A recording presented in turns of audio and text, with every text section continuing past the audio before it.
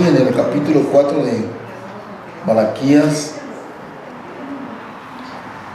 La semana pasada, como tuvimos clases de preterismo, pues salimos un poquito de la línea que teníamos.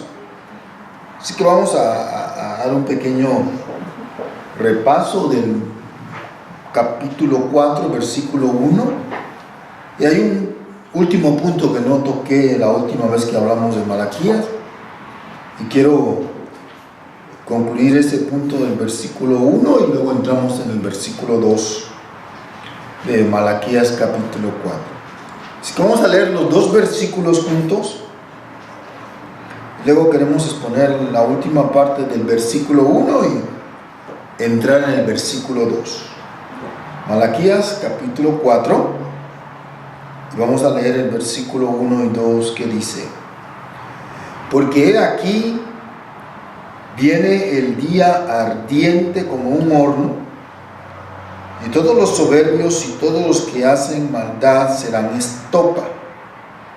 Aquel día que vendrá los abrazará, ha dicho Jehová de los ejércitos, y no les dejará ni raíz ni rama. Mas a ustedes, los que temen mi nombre, nacerá el sol de justicia, y en sus alas traerá salvación, y saldrán y saltarán como becerros de la manada. Gloria a Jesús. ¿Qué queremos exponer en el día de hoy? Y hace 2 semanas atrás empezamos a hablar sobre este versículo, en que el profeta Malaquías le estaba diciendo al pueblo de Israel en días de Malaquías las cosas que iban a suceder por Jesús con el pueblo de Israel, para los que habían rechazado a Jehová y los que lo habían aceptado. Y él decía: he aquí viene el día. Y no sé si se dieron cuenta que en el Antiguo Testamento, cuando se hablaba del día de Jehová, no se utilizaba el término pronto, cerca, está a la mano. Pero en el Nuevo Testamento sí. En el Nuevo Testamento sí. Solamente se hablaba de que iba a venir un día. Y aquí dice el versículo 1: porque aquí viene el día ardiente como un horno. O sea, iba a ser un día en que iba a haber una calamidad. Y como cuando incluyamos el versículo, la analogía que se está utilizando era la analogía de un horno ardiendo, un horno de fuego.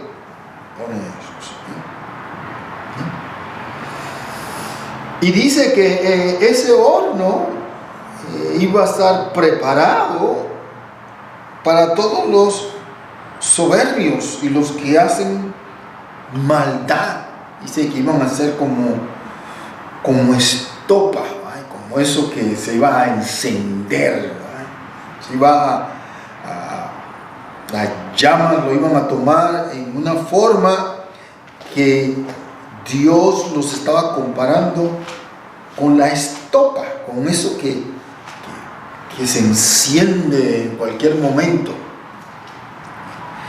Y era la descripción, obviamente, hermanos, como hemos estado estudiando, estas descripciones eran descripciones metafóricas, o sea que Dios estaba utilizando ciertas palabras para que el pueblo entendiera que lo que venía era un día bastante difícil para las personas que vivían en Israel, porque eso es lo que creo que a través de los años no se ha querido comprender, que estos juicios que se estaba hablando en el Antiguo Testamento tenían que ver, especialmente lo que estamos estudiando, tenían que ver con la nación de Israel. Hermana Gutiérrez. Y por eso ahí dice el día, porque fue constante. Exacto. Era constante eso, y la venida del Señor no era nada más una vez cuando nos habla de eso. Pero Dios, en su forma de hablar, hablaba del día de Jehová, cuando iba a venir un juicio, cuando iba a venir el poder de Dios sobre estas naciones. Hablaba del día de Jehová. Y aquí, este día que Malaquías estaba refiriéndose, era el día que iba a venir, gloria a Jesús, en el futuro para el pueblo de Israel. Nosotros ahora, en el siglo XXI, sabemos que si creemos en el punto de vista preterista, que ese día fue cuando el ejército romano llega y va destruyendo Israel hasta llegar a Jerusalén, donde le destruye su ciudad y el templo.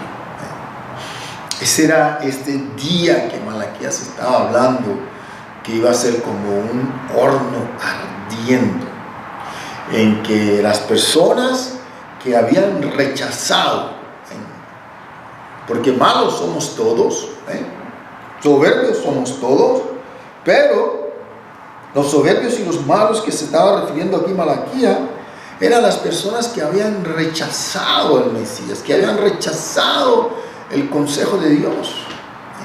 A estas personas es que se le está describiendo como soberbios, y todos los que hacen maldad iban a ser comparados a la estopa, o sea, iban a encenderse. Y la parte, gloria a Jesús, dice que aquel día, dice, lo iba a abrazar. Y estudiamos que aquí no está hablando de agarrarlos con los brazos y papayá, no. Aquí está hablando de que los iba a quemar, los iba a consumir. Como cuando usted pone algo en una brasa, en fuego. Ese es el término aquí. Abrazar de las brasas, de que iban a ser quemados. Y la última parte del versículo no la cubrimos la última vez que hablamos, y es lo interesante de toda la descripción. Luego dice, y no les dejará ni raíz ni rama. Y esa parte, hermanos, esa parte es fulminante. Es fulminante. ¿Por qué es fulminante? Por lo que dice.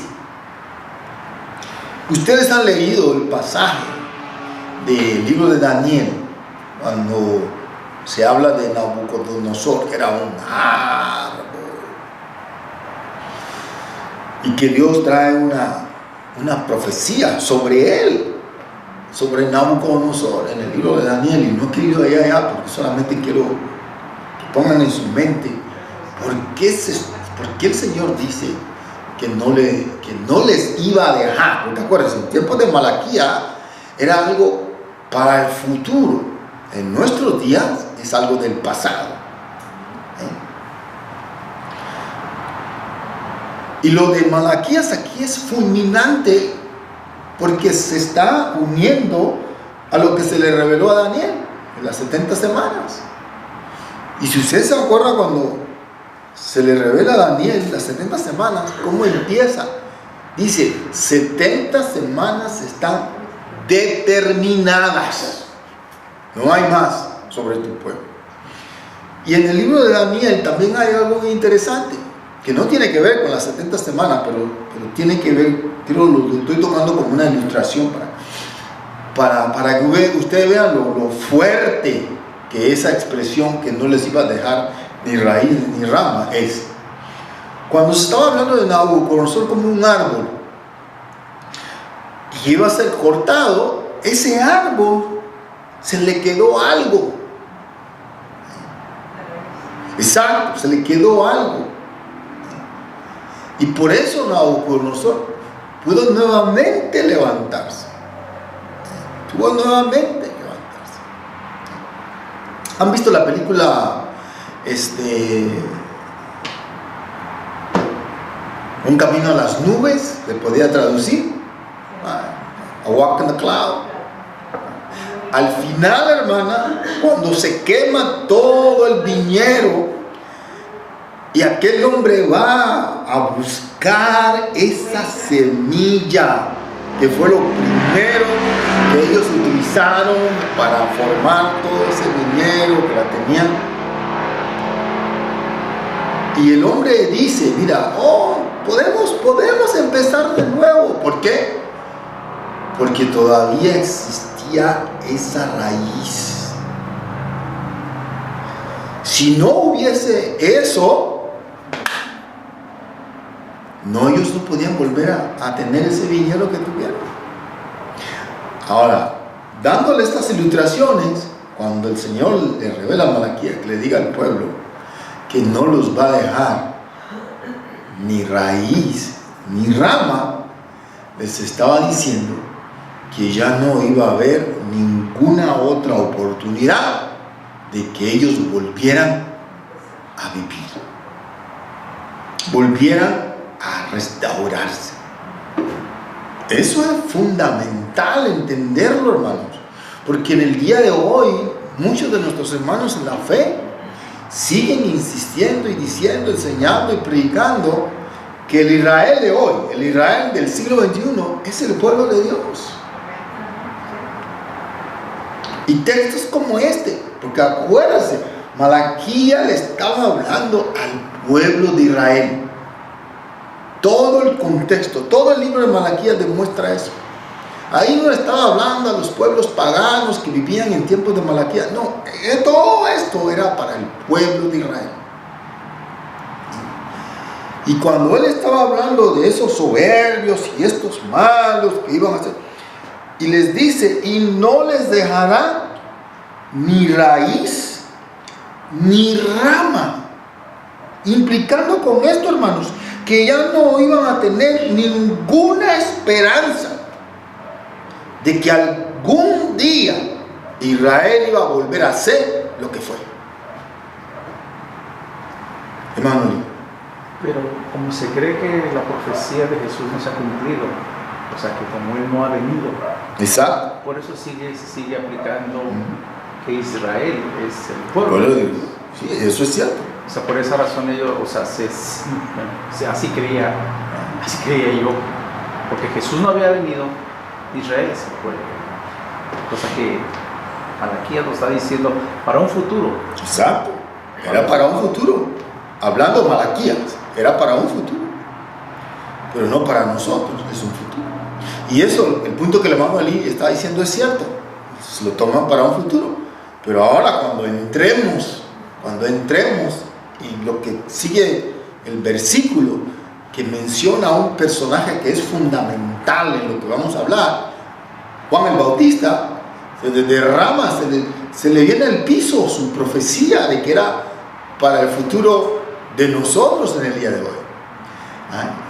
Y eso lo vamos a ver más adelante, que nos demuestra el libro de Malaquías, que sí, eran para un futuro, pero para un futuro que se cumplió ya. Y lo que continúa diciendo el versículo lo va a demostrar, porque el versículo nos menciona a un personaje que iba a venir y que iba a marcar la situación. Entonces ahí fue donde hubo la división del pueblo que no creyó en Dios y la iglesia, o sea, ya cuando las 70 semanas de Daniel, ya fue donde se especificó la iglesia, sí, el pueblo de Dios. Ya cuando en el nuevo pacto, que todavía no había empezado, pero que estaba por venir, que Dios empieza a levantar su pueblo, o sea, dar a entender de que ahora su pueblo no era Israel, sino eran los que habían creído en Jesús. Empieza a levantarse lo que luego se revela como la iglesia, el cuerpo de Cristo. Mira cómo otro término que se le da a la iglesia tan interesante, el cuerpo de Cristo. Pero muchos de los judíos no aceptaron a Jesús como el Mesías. No lo aceptaron, lo rechazaron. Y ese fue el gran error de Israel. Rechazar al Mesías. Cuando ellos, si había una nación que tenía que entender, que tenía que saber quién era el Mesías, era Israel. Porque a través de su historia había muchas profecías. ¿De acuerdo, hermanos? Los israelitas, eso hay que darle crédito, ellos mantuvieron sus escrituras hasta el día de hoy. Su cultura, su escritura la mantuvieron. Ellos no dejaron perder eso. Y si había un pueblo que tenía que saber quién era el Mesías, eran ellos. Pero como nos pasa a nosotros en el día de hoy, leemos la Biblia y la interpretamos de diferentes maneras. Bueno, pues estos dos versículos son bien importantes. Son muy importantes porque si no leemos o entendemos de la manera que está escrito, porque ahí, conforme yo hubiera entendido, está separando el Señor al Israel que no creyó en Él, que no hizo la voluntad de Él, y a los que sí creyeron. Exacto. Y entonces pues, se podía entender que bajo de ellos fue donde se siguió, ¿no? Por eso dicen que son los escogidos, pero ya entendiendo, por eso me fui más de frente, porque si me quedo ahí atrás, pues pienso así, pero ya entendiendo la muerte de Jesús, la venida de Él y todo, pues sí es muy claro. Exacto. Ahí es donde se va a hacer esa separación. Pero a Malaquías se le estaba profetizando eso. Se le estaba diciendo, mira, va a venir un día en que va a haber un castigo para aquellos que rechazaron. Y ahora, en el versículo que vamos a estudiar ahora, en el versículo 2, vamos a ver lo que iba a suceder con lo que aceptaron. El versículo le dice, lo que temen mi nombre. Porque eso es lo que está haciendo Malaquías. Primero empieza el versículo 1 diciendo lo que iba a suceder con aquellos que habían rechazado, los soberbios, porque dijimos la palabra soberbio significa orgullosos, ellos no iban a aceptar. Y esa es la gran incógnita de los judíos, fue esa. Es como nosotros, hermano. Nosotros mismos hemos caído en eso. Escuchamos algo, vamos a decir, escuchamos, no sabemos la persona. No sé si le ha pasado mucho eso cuando usted escucha un programa en la radio, por ejemplo. Usted está escuchando a alguien en la radio y ya nunca ha visto a la persona físicamente, pero nosotros nos hacemos una idea en la mente. ¿Cómo es? Y cuando a veces, por alguna razón, vemos a la persona en la televisión, dice, oh, así es. Los judíos tenían en su mente cómo era o cómo iba a ser el Mesías. Porque obviamente las escrituras de ellos, si usted lee la Biblia, hermano, la escritura de ellos ponían a un Mesías que iba a ser un hombre fantástico.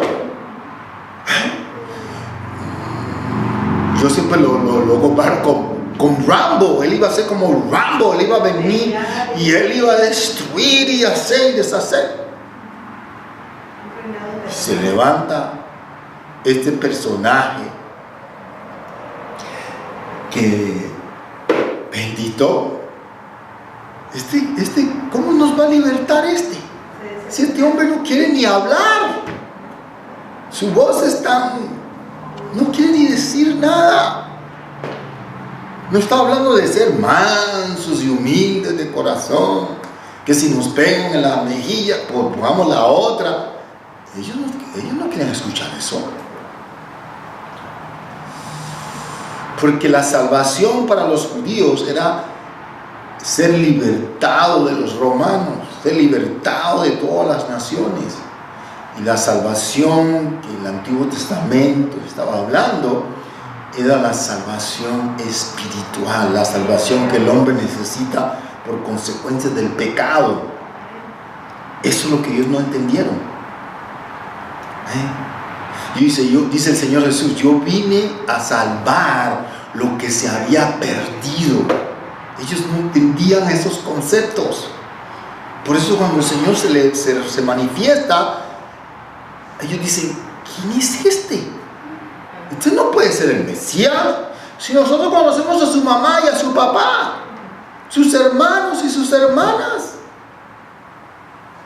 usted no puede ser. Y lo rechazan. Pero los que lo aceptaron, también Él les había prometido algo. Y el libro de Malaquías nos lo demuestra también. Pero antes de meternos ahí, vamos a leer algunos textos que ilustran cuando el Señor le revela a Malaquías que el pueblo de Israel no le iba a quedar ni raíz ni rama. Eso fue catastrófico para ellos. Vamos a buscar algunos textos.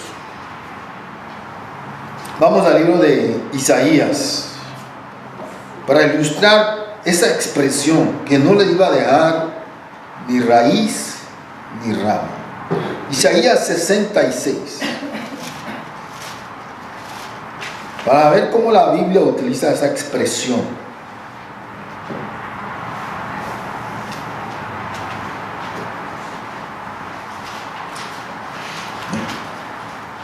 Isaías 66, hermanos. Vamos a leer el versículo 24.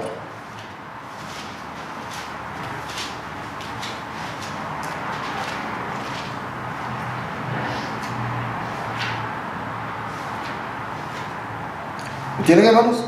Isaías 66, versículo 24. Escuchen la forma como Dios hablaba aquí. Dice, y saldrán y verán los cadáveres de los hombres que se rebelaron contra mí, porque su gusano nunca morirá, ni su fuego se apagará, y serán abominables a todo hombre. Y lenguajes como esto, hermanos, es que ha traído los conceptos que nosotros tenemos en el día de hoy del infierno. Y siempre le he dicho al hermano Lee, y siempre he dicho a través de la clase, que una de las grandes daños que nos hicieron en la iglesia fue no enseñarnos la hermenéutica. Cuando se le estaba hablando a Isaías aquí, vamos a leer ese texto y vamos a literalizarlo.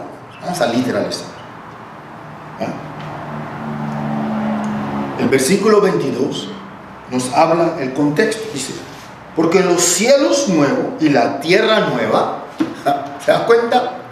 Cuando los hermanos escuchan eso de cielo nuevo y tierra nueva, ellos dicen que este planeta que nosotros estamos viviendo ahora, Dios lo va a destruir. Lo va completamente a destruir y va a ser un cielo y una tierra nueva. Hermano. Es que ya no necesitamos literalizarlo, ya lo literalizamos. Exacto. Ya está literalizado. Luego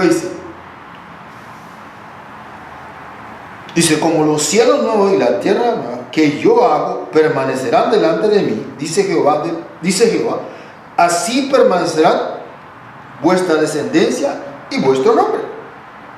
Y escuchen, hermanos, y de mes en mes, de día de reposo en día de reposo, vendrán todos a adorar delante de mí, dijo Jehová. Escuchen, hermanos, escuchen lo que va a haber en el cielo nuevo y tierra nueva, literal. Y saldrán y verán los cadáveres de los hombres que se rebelaron contra mí. En el cielo nuevo y en la tierra nueva. Dice, porque su gusano nunca morirá. O sea, en el cielo nuevo y la tierra nueva va a estar llenas las calles de gente muerta. Y los gusanos vivos. Eso parece cambio. ¿Se dan cuenta? Y luego fueron todos los que no creyeron. Exacto. ¿Y cuántos? Imagínense cuántos cadáveres habrá llenos de gusanos, porque acuérdense, los gusanos no van a morir. Los gusanos van a estar ahí en los cadáveres, esos que están tirados por todas partes. En el cielo nuevo y la tierra nueva. Cielo nuevo y la tierra. Imagínense. Y luego dice, porque sus gusanos no morirán, ni su fuego se apagará. O sea, no solamente los gusanos son eternos, sino también el fuego de los cadáveres que andan muertos, tirados por todas partes.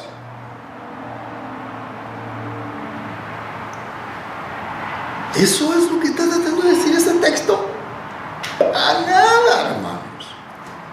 ¿Por qué no han cambiado eso, quitarle ese prejuicio a la gente? Porque es una confusión. Porque eso es lo que ellos creen. Y textos como estos y otros más es lo que se basan. Porque si no, tendríamos que decir que los gusanos son eternos y el fuego también. Hermano. Y es una manera de meter miedo en la gente para creer en Jesús. Exactamente. Porque si no crees, te va a pasar eso. Los gusanos y el fuego te van a estar consumiendo para siempre. Y lo que está describiendo Israel era la finalidad, de aquellas personas que, como dice el texto, se rebelaron contra Dios. Lo mismo que Malaquías está diciendo. Los soberbios, los que hacen maldad. Cuando dice que sus gusanos no iban a morir, era decir que en otras palabras, ellos no iban a tener esperanza de volver a vivir. No iban a tener esperanza de volver a vivir. Pero Malaquías dice que ahí terminará raíz. Exactamente, hermano, exactamente. Y es, aunque usted no lo crea, esto que le acabamos de leer en Isaías es lo mismo que Malaquías está diciendo, pero en el lenguaje que Dios utilizaba.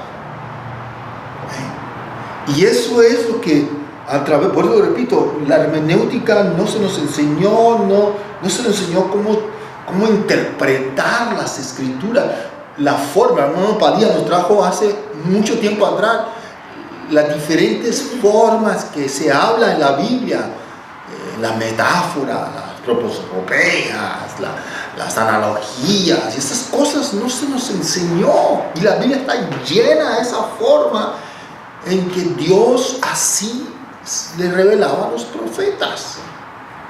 Y nosotros, como somos bien literales, para algunas cosas somos bien literales, no hemos captado que la Biblia es como un lenguaje. Siempre hay otra analogía. Es como cuando llegamos nosotros a este país que tuvimos que aprender el inglés. Y cuando llegué yo a California, que tuve que aprender el mexicano.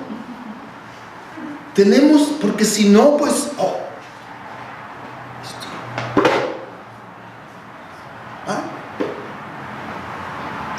no entendemos. Hermano, pero entonces ellos sí entendían. Oh, claro que sí. Ellos sí lo entendían. Obviamente muchas de las cosas que también se dijeron, ellos las malinterpretaron. Sí, de eso no hay la menor duda. Los mismos discípulos de Jesús malinterpretaron a Jesús. Te dice Jesús, cuidado con la levadura de los fariseos. Oh, es que no traímos pan. Los mismos discípulos no entendían muchas cosas que Jesús les decía. Pero la escritura es así. En ningún momento se estaba diciendo que esta gente iba a estar ahí, sus cadáveres iban a estar ahí por una eternidad, para nada. Lo que está tratando de decir es que su muerte iba a ser eterna, como lo que está diciendo Malaquías cuando dice que no los iba a dejar ni raíz ni rama. Eso es lo que está tratando de decir el texto. Ya no había otro No hay más. No hay más. Vamos a buscar otro pasaje. Está en el libro de Amós. Amós, capítulo 2. Vamos al libro de Amós. Amós, capítulo 2. Y vamos a leer el versículo 9.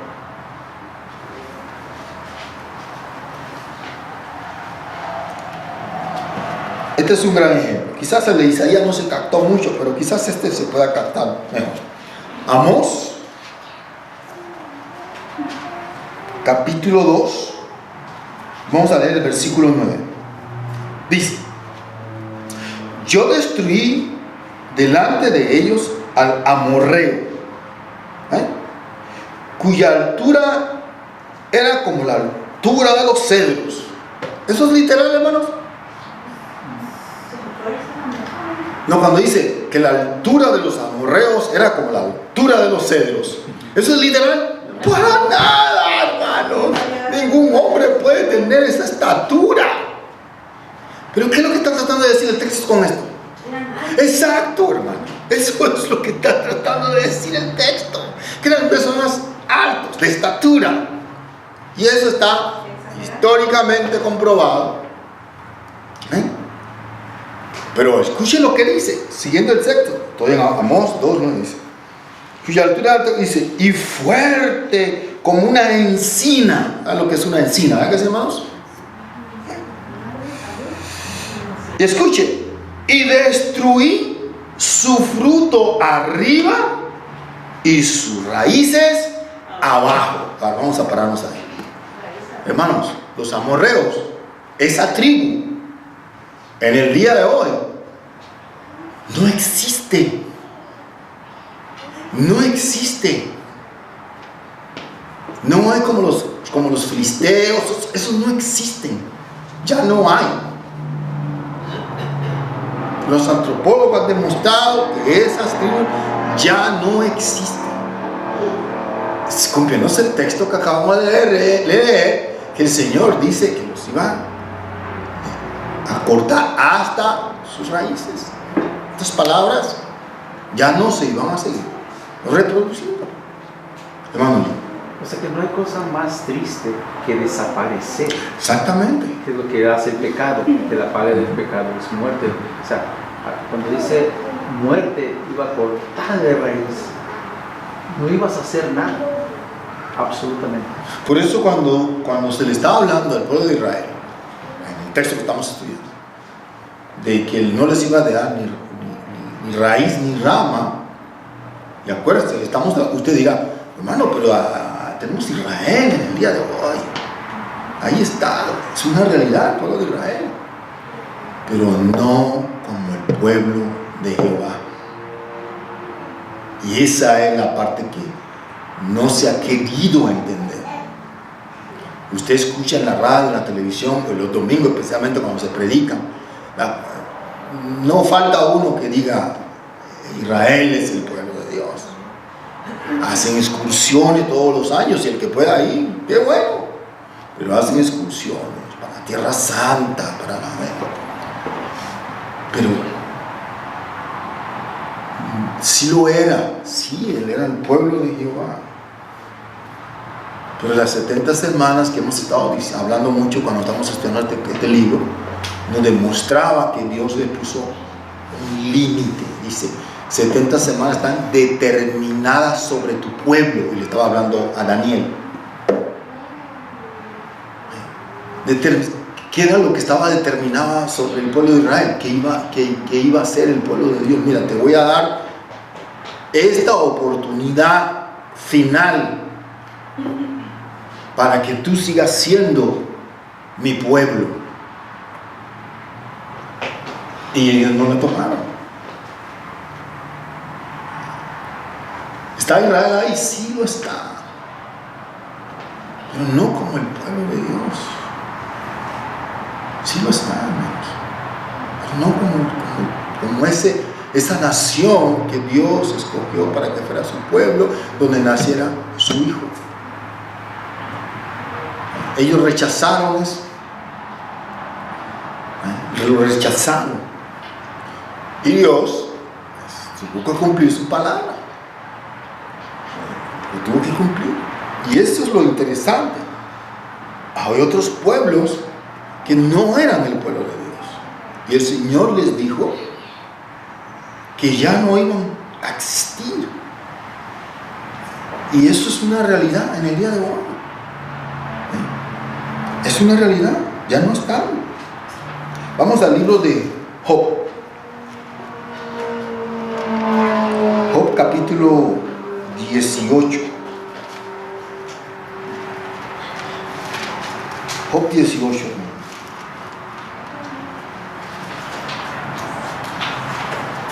Y vamos a leer el versículo 16 y 17.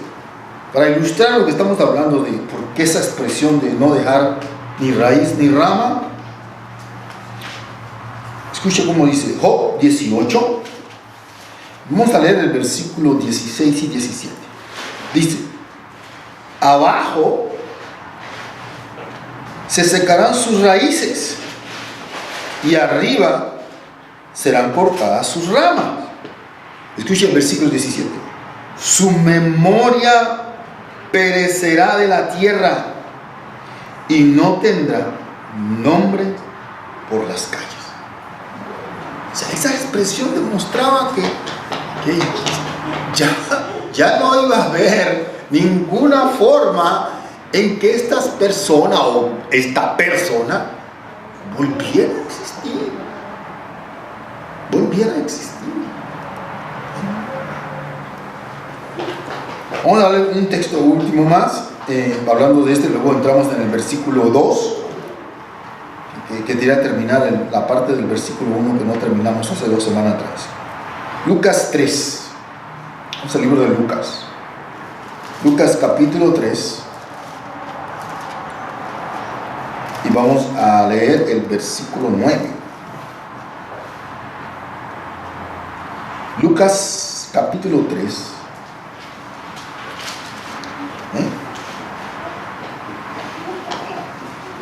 Y tiene que ver mucho con lo que vamos a hablar después aquí en este capítulo, para terminar ya el libro de Malaquías.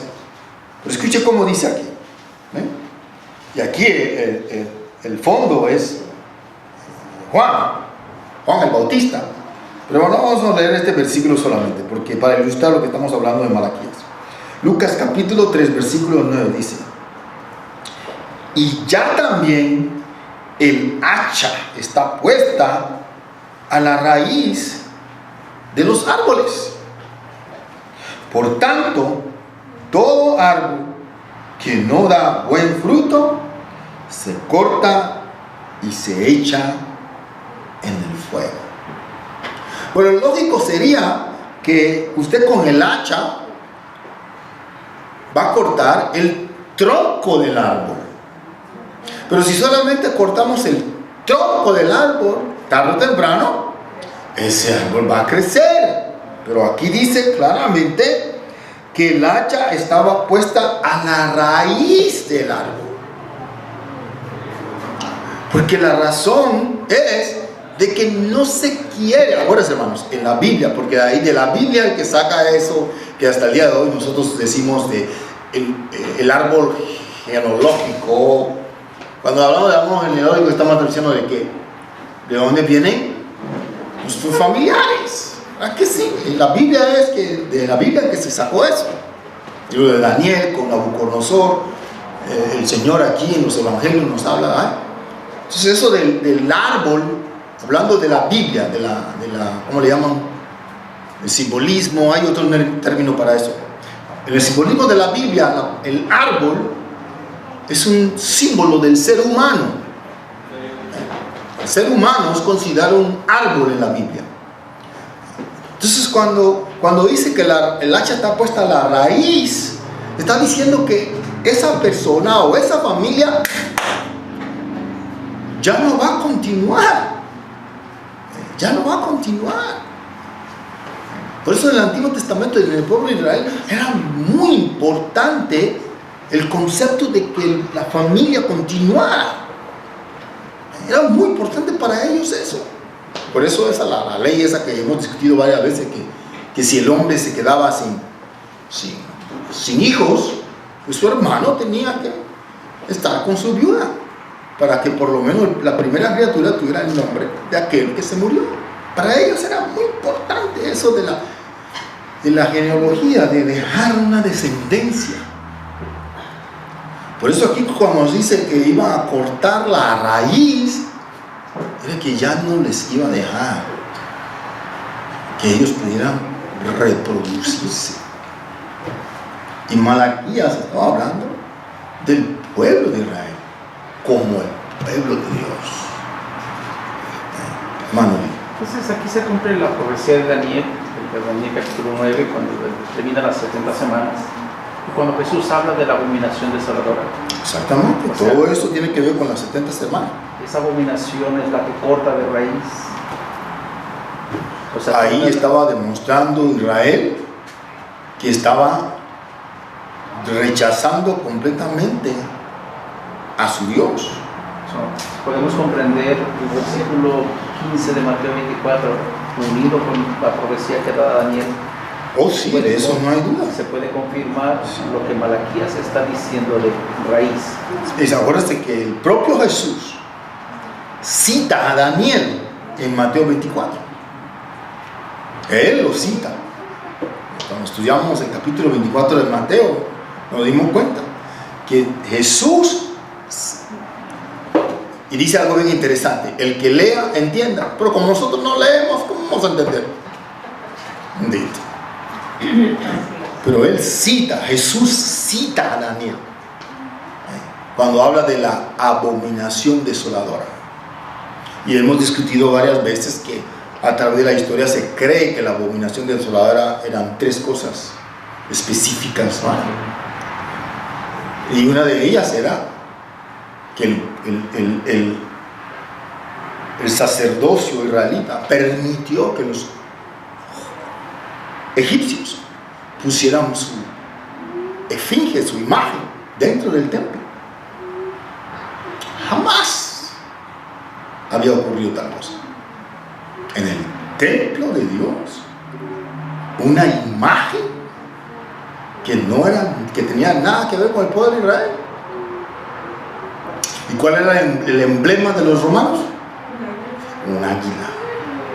O sea, quiere decir que durante más de 30 años, casi 40 años, el pueblo de Israel practicaba ese tipo de, bueno, hasta el último fue la abominación, lo último fue, por si se dice la última semana, que Daniel menciona de las 70 semanas, la última semana fue esa.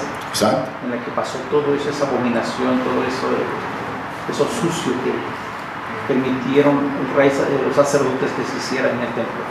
Sí, la situación en Israel estaba tan precaria que habían 2 sumos sacerdotes. Es como decir que aquí en los Estados Unidos, en México, hay 2 presidentes. Exacto. Pero eso sí, bueno, si creemos lo que dice la Biblia, había en ninguna de la historia del pueblo de Israel, eso era inaudito, eso era una locura, como acaba de decir nuestra hermana García del presidente. ¿Cómo? 2 sumos sacerdotes, ¿cuándo se había escuchado eso? Pero ¿por qué habían 2? Porque era uno puesto por el pueblo de Israel y el otro puesto por los romanos. Y obviamente el puesto por los romanos dice: oh, ¿tú quieres poner tu águila aquí en el templo? Pues ponlo. Pues el puesto fue puesto por los romanos. ¿Se da cuenta, hermanos? Y era ya el acabose, era lo último, se cumplió ya cuando el Señor les dice: y cuando veas la abominación desoladora en el templo, huir. En otras palabras, ya no había ninguna esperanza para el pueblo. Porque tenía que cumplirse primero que el evangelio fuera predicado en todo el mundo, era la primera, que viniera la abominación desoladora, y en el momento de estas 2 cosas suceder, tendrían que irse, salir de ahí. Exacto. O sea, eran las señales que Jesús les estaba dando físicas, porque era algo físico, algo No era algo, ¿cómo decir? Como una imagen, no, era algo que estaba Iba pasando. a suceder y que ellos iban a dar cuenta que iba a suceder. O sea que cuando Jesús estaba hablándole a los discípulos en el Monte de los Olivos, lo que nosotros estudiamos en Mateo 24 y 25, lo que Él le está diciendo, obviamente no fue a todos, bueno, a algunos, cuando Él está narrando lo que va a pasar, ellos luego se dieron cuenta que las cosas que Jesús le dijo que iban a pasar. Acuérdense, hermanos, cuando Jesús murió, resucitó, estuvo por 40 días, estas cosas no habían pasado. Esas cosas sucedieron ya después que Jesús ascendió. Se fue. Luego ocurren esas cosas que Él les dijo en el monte que iban a pasar. Y eso lo estudiamos utilizando el libro de Hechos. El libro de Hechos nos comprueba que todo lo que dijo Jesús en Mateo 24, 25 ocurrió en el siglo I. Que iba a haber apostasía, que iba a haber persecución, todo eso, hermano. El libro de los Hechos nos demuestra que sucedió en el siglo I. Todo eso. Y lo que luego sucedió, ¿quién nos lo demuestra? El historiador. Pero hermano, El historiador. exactamente. Flavio Josefo nos lo demuestra, que todo el resto sucedió tal y como Jesús dijo que iba a suceder. Y Josefo no era cristiano. Josefo no era, porque mucha gente dice, oh, él era cristiano, le escribió todas estas cosas para que comprobar que lo que Jesús había dicho era cierto. Josefo no era cristiano. Josefo era un historiador, era un judío. Y todo lo que Jesús dijo que iba a pasar, él lo describe. ¿Por qué? Porque él estuvo ahí. Hermanos, él no estaba escribiendo cosas que le vinieron y le contaron. No, él estuvo ahí. Se ha leído el libro. Él intercedió con los judíos que se entregaran a los romanos y ellos no quisieron. Él estuvo ahí como intermediario. Hasta que él dice, ok. Y se retira. Y los romanos lo destruyeron todo. ¿Se dan cuenta? La Biblia nos demuestra que las cosas que iban a suceder antes de la destrucción sucedieron, y la historia nos demuestra que las cosas que Jesús dijo que iban a acontecer acontecieron. Pero todavía nosotros no creemos estas cosas,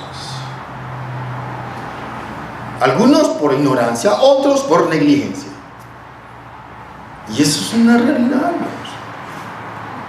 Es una realidad, aunque a nosotros se nos haga muy difícil entenderla y comprenderla, y sobre todo creerla.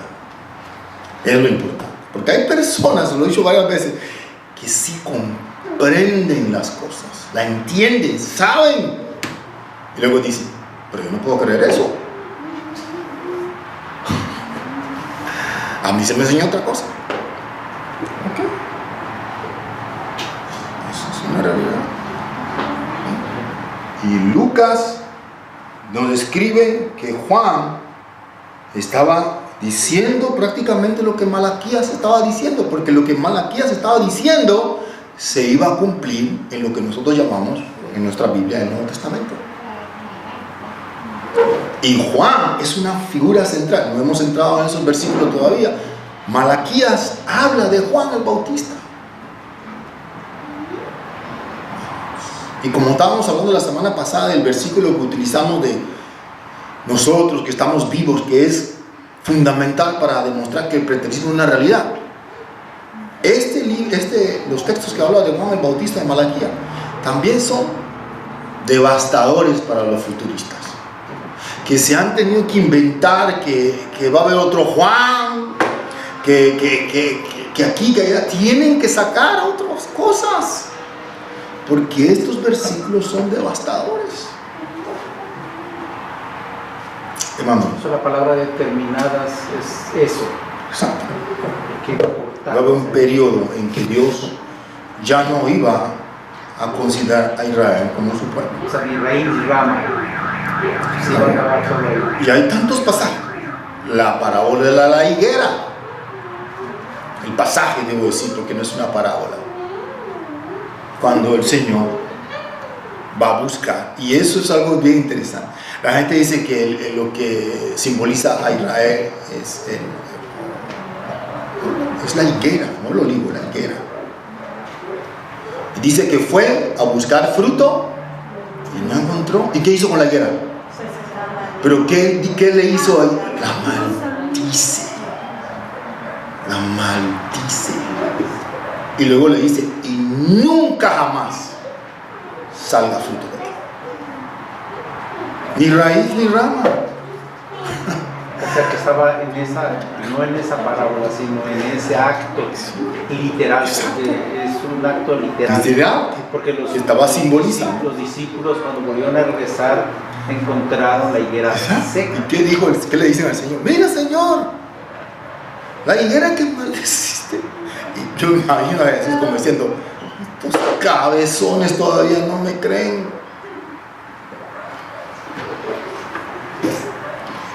Maldice a la higuera y le dice, nunca jamás de ti salga fruto. Y la higuera es un símbolo del pueblo de Israel, comprobando lo que se le profetizó a Malaquías. Hermano Ramón. Hermano, y allí está, yo sé que tiene un pino por el pueblo que está, pero ahí está de la gente que dice, no, pues Dios nunca hace cosas malas, porque Él maldice a ese árbol, a ese que da fruto, que es un bien para comer. Entonces ahí está el uno que los que dicen eso, que Dios no puede hacer eso. Imagínense. Y eso es lo interesante, hermano Ramón, que para el ser humano eso se vería como algo malo, ¿verdad? Que sí. Oh, pero fue para darle una lección. Exactamente. Ese es el punto, hermano Ramón. Que eso fue una lección que él quiso demostrar con eso. No quiso decir Jesús que ahora todo, ya nunca más va a haber higos. Oh, ya no hay higos, hermanos. Usted no vaya al supermercado a comprar higos, que ya no hay. Jesús maldijo todo. No, para nada.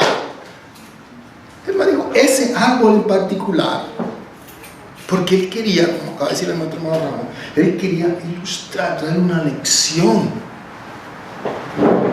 Y utiliza a ese árbol para demostrar lo que había estado profetizado sobre el pueblo de Israel, que ya no iba a ser su pueblo.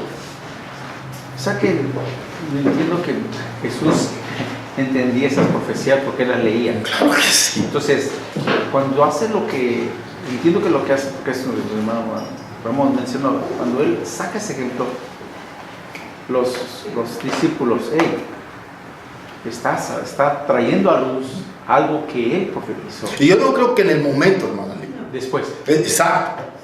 Yo no creo que en el momento ellos, porque eran tan cabezones como nosotros, no captaron esto. Ya después es que ellos dicen, por eso fue que sucedió aquello. Sí. Ya después. Pero en el momento ellos estaban, bendito. Por eso es cuando escriben ellos, escriben en esa forma. Y hasta la fecha, al momento no se alcanza hasta después ya de... Así estamos. Y nosotros estamos peor porque nosotros tenemos la escritura. Ellos no la tenían. Nosotros estamos peor. ¿Vale? Porque tenemos la escritura. Podemos nosotros ir a leer. Pero esto es una palabra opcional. Leer. Are you crazy?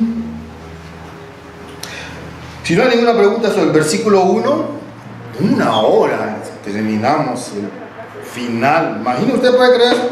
No, hermano, o sea, no. Este maestro, usted tiene que cambiarlo. O sea, no quizás no entender, sino recapitular las 70 semanas, porque es lo que está haciendo. Esto es las 70, ¿se acuerdan? Desde el principio que empezamos este libro.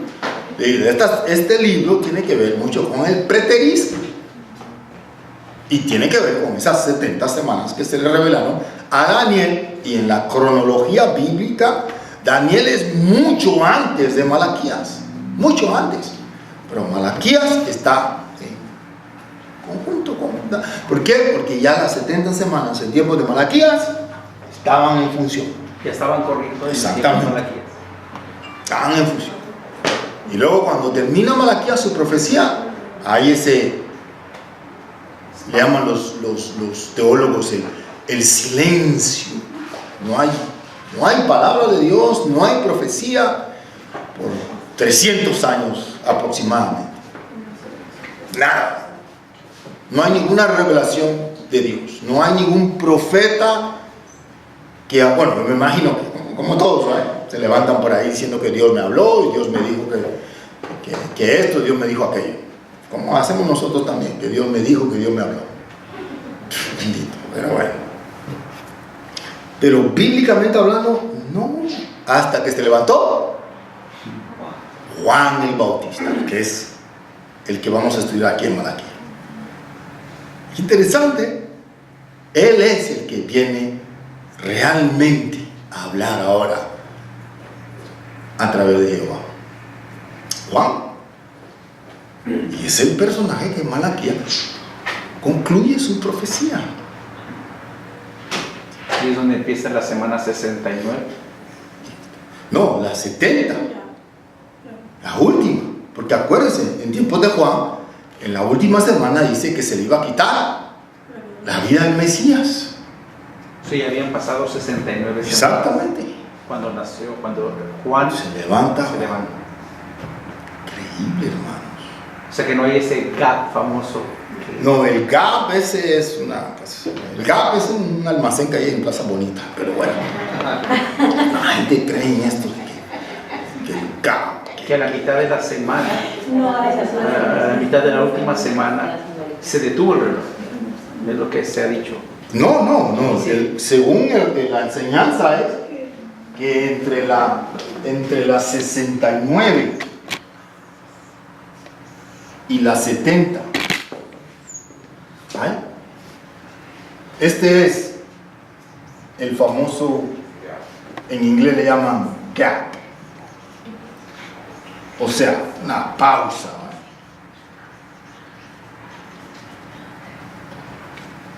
Lo cual no se puede probar bíblicamente.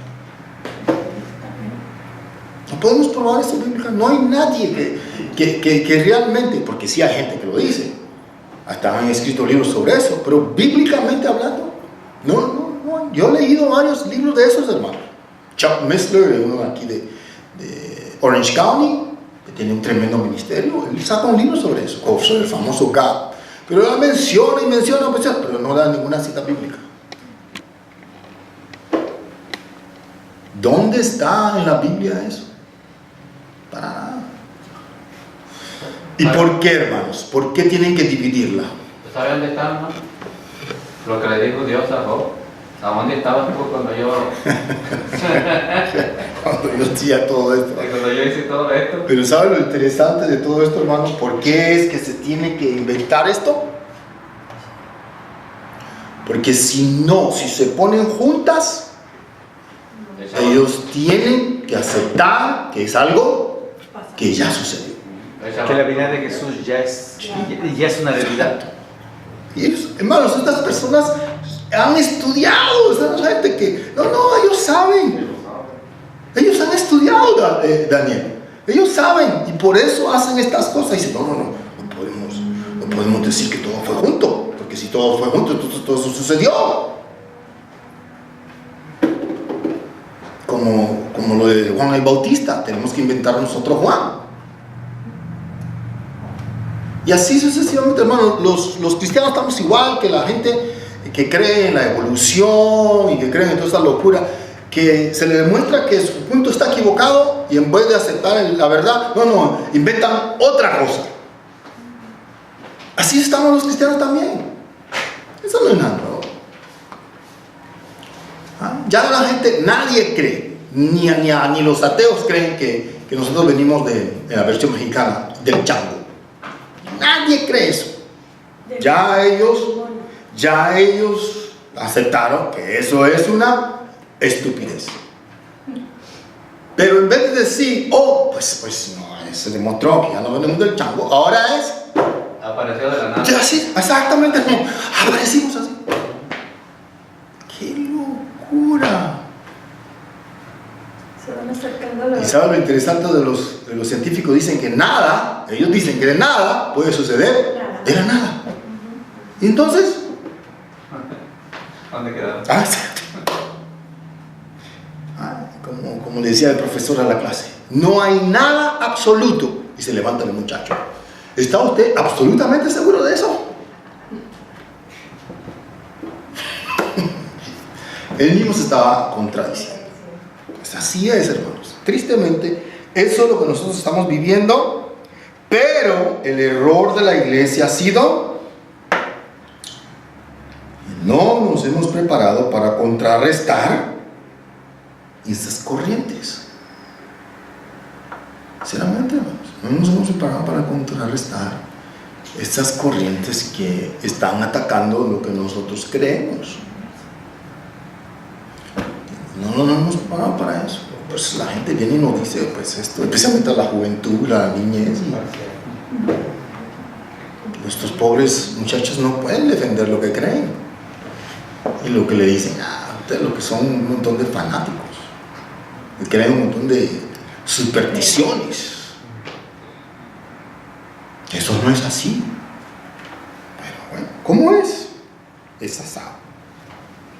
Pero tarde o temprano, hermanos, cuando yo esté allá en mi selva tomándome mi agua de coco con mi piloncillo, ustedes se me van a acordar de mí.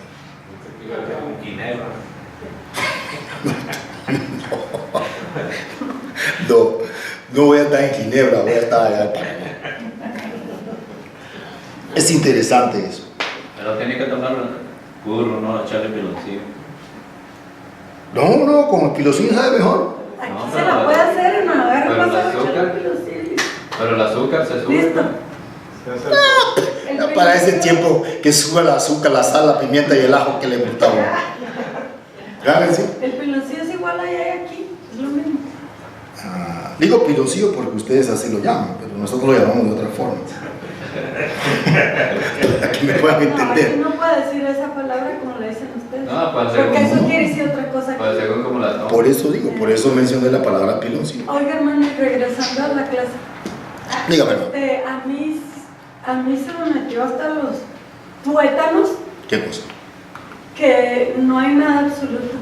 Porque la ciencia sí lo dice, que todo es relativo. Hay una ley. Pero sí hay muchas cosas que son absolutas.